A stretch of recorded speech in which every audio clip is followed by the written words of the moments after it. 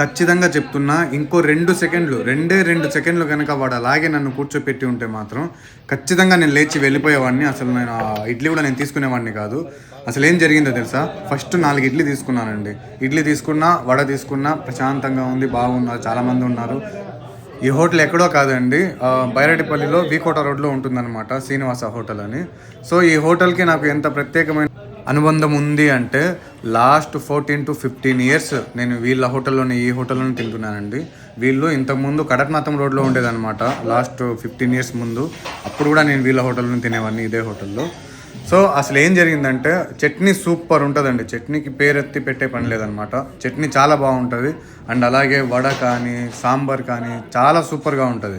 So దాదాపు నేను తిన్న తర్వాత ఒక 2 ఇడ్లీ ఇవ్వమని దాదాపు 15 మినిట్స్ నన్ను వెయిట్ చేయించాడు. ఆ తర్వాత తెచ్చి ఇచ్చాడనమాట. సో తెచ్చి ఇవ్వడమే కాకుండా నీకు చట్నీ ఫ్రీ అంటున్నాడండి.